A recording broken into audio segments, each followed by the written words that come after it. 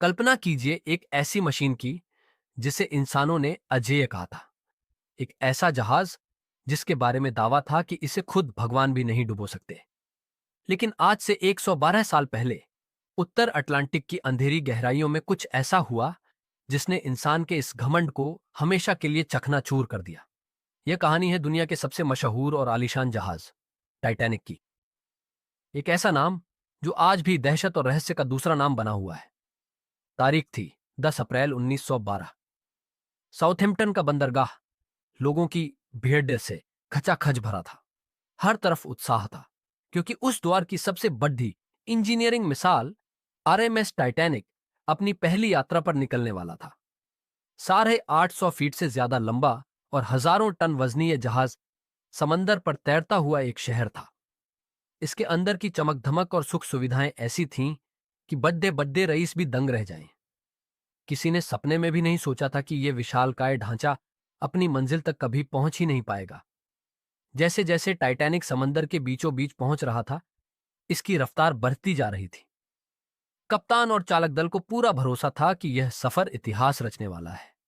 लेकिन कुदरत के पास कुछ और ही मंसूबे थे।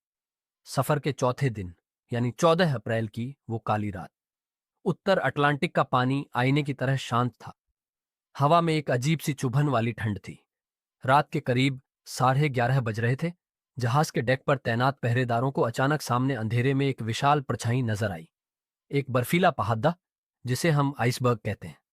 खतरे की घंटी बजाई गई। जहाज को मोड़ने की हर मुमकिन कोशिश हुई। इंजन को पीछे की तरफ घुमाया गया, लेकिन टाइटैनिक का वजन इतना ज्यादा था कि उसे तुरंत रोकना नामुमकिन था। अगले कुछ ही पलों में एक भयानक रक्त की आवाज सुनाई दी। आइसबर्ग ने जहाज के निचले हिस्से को चीर दिया था। पहली नजर में यह कोई बद्दा धमाका नहीं लगा, लेकिन जहाज के अंदर की कहानी बदल चुकी थी। पानी तेजी से अंदर भरने लगा था। जो जहाज कभी अनसिंकेबल कहलाता था, अब उसके डूबने की उल्टी गिनती शुरू हो चुकी थी। जहाज के डिजाइन में एक बड़ी कमी थी। उसके जो कंपार्टमेंट पानी को रोकने के लिए बनाए गए थे, वे ऊपर से खुले थे। जैसे ही एक हिस्सा भरता, पानी दूसरे में रिसने लगता। इंजीनियरों को जल्द ही समझ आ गया कि टाइटैनिक के पास अब सिर्फ 2 या 3 घंटे ही बचे हैं। उस विशाल जहाज पर हजारों लोग सवार थे, लेकिन लाइफ बोट्स सिर्फ आधे लोगों के लिए ही मौजूद थीं।